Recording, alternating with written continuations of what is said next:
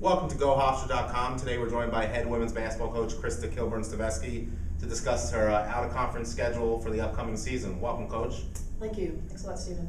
Well, Coach, the year's not that far away. We're only a couple months away, and it gets started in early November.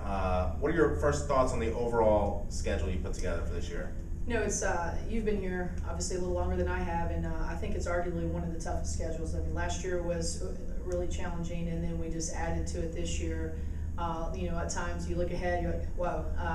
But, you know, you feel like you have a strong, you know, campaign with Shantae Evans being a senior and Candace Vaughn and Devin Green. But it's, I think it's one of the toughest in Hofstra history. Before we get into the individual matchups you have this season, overall, your out-of-conference schedule features 7 teams that went to postseason last year. You faced those 7 all to start the schedule, though. Right.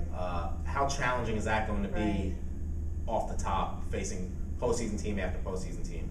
Right, and you know, again, that's the combination that makes it more difficult. And you know, you always don't want to overschedule. You don't, you know, we have an interesting mix where we have veteran post players and you know a mix in there of guards and then some younger talent. But you know, what better way to be ready? And I think because of everyone realized how close we were last year, and how important it is to finish everything obviously that you start. And I just think that the pulse is really on point for us to have a challenging schedule and to complete it and to accomplish our goals that we nearly missed this past season. Schedule gets started on November 9th. You head down to Daytona Beach, take part in the tournament there. First team to face is Stetson, then Texas. Can you talk about that tournament? Yeah, that tournament came across for us, and it was exciting for a lot of reasons. You probably recall even our first year I was here, we head down and we played Stetson in North Florida just in a 2-game swing. But this is a scheduled tournament on a neutral site at a Ocean Complex in Daytona. And to be able to have that type of talent on a neutral floor, you want to jump at those opportunities. And 2 very good teams. Stetson won their conference last year. Texas has a new coaching staff.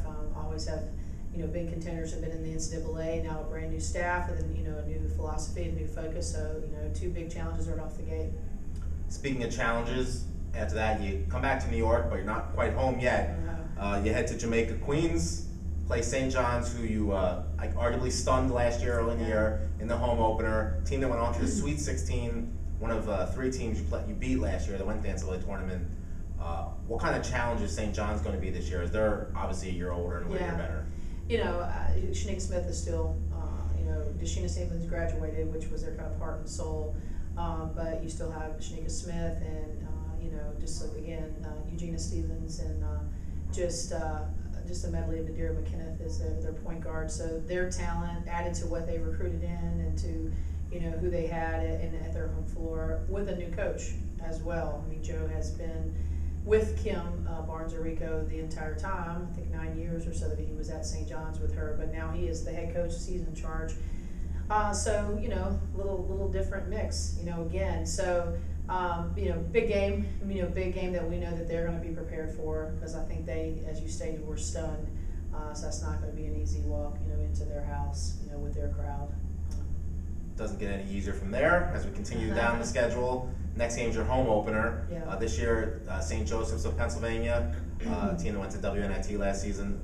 Arguably a very rich history in that program. Yes. How exciting is it to get a team like that for your home opener? Yeah, we've tried a number of years. We have a lot of kids from Philly on our team, so we'll be obviously returning that game in the future and hopefully, starting kind of a 4-year series we mentioned with them. So, but again, a team that had beaten VCU in the WNIT a few years ago, who competes very strongly, with CAA opponents, and Cindy does a great job with her players, with her team and her system.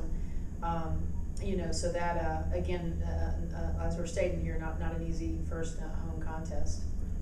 Last season, arguably the most exciting game of the season was the championship game of the New York Life Holiday Invitational, 2-point win over Marist team that went to the NCAA tournament. Again, you returned that game this year, heading up to Poughkeepsie. Just arguably maybe the best mid-major in the nation, short of Gonzaga. Can you talk about how great it is to have your team get to see that challenge again this year? Yeah, and to be able to play in front of, as you know, 5,000-6,000 fans that they're going to be at that game. So great, environment for basketball. Marist does a great job of playing all kinds of opponents' schedules like this as well, and going anywhere to play.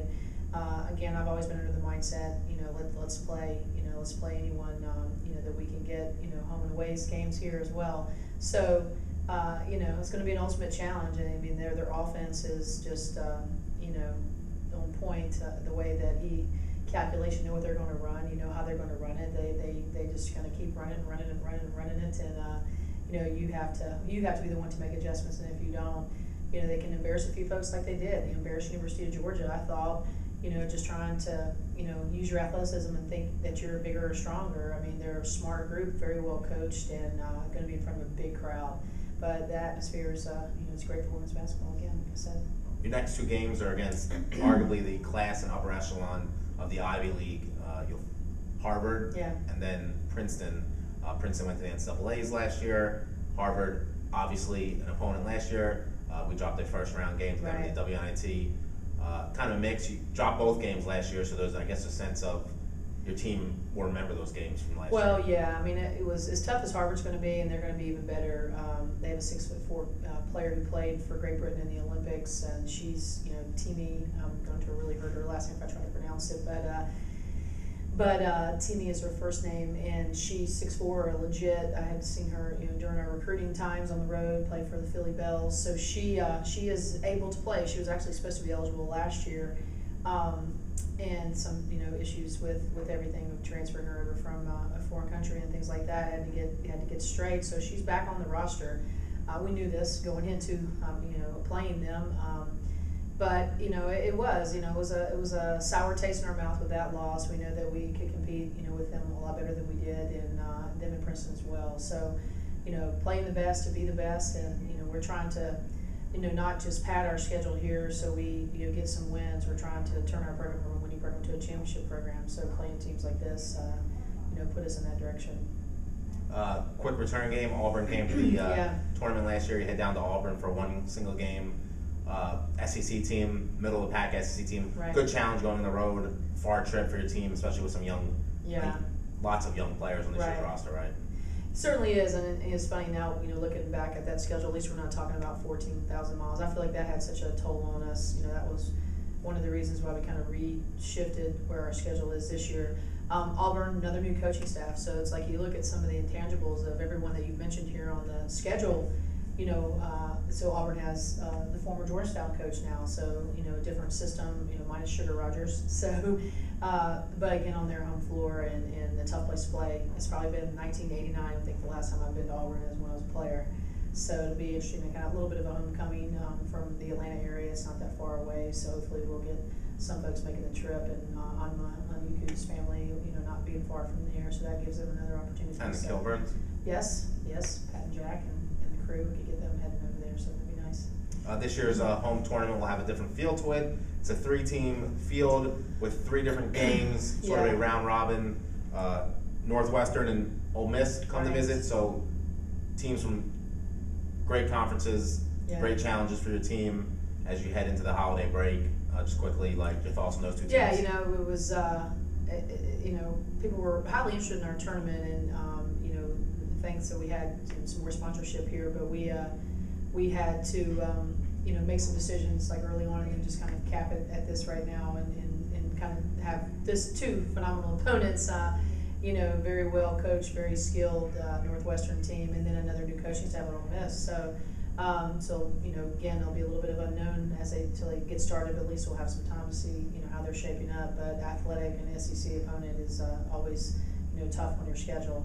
I keep wondering who made that schedule up as you're speaking over here, because it does seem a lot to swallow, and I felt this way, going into last year's opponents, and it is what it is. You never know when your time is going to be. To be the best, you have to beat the best. Yeah, and you never know when your time is going to be. We put a lot of eggs in our basket last year, and I'm excited about this year's group. Excited about all the returners, the 8 returners, and then the 5 incoming freshmen bring a different talent base, that we've had in a number of years. So everybody working together, which summer school has been great.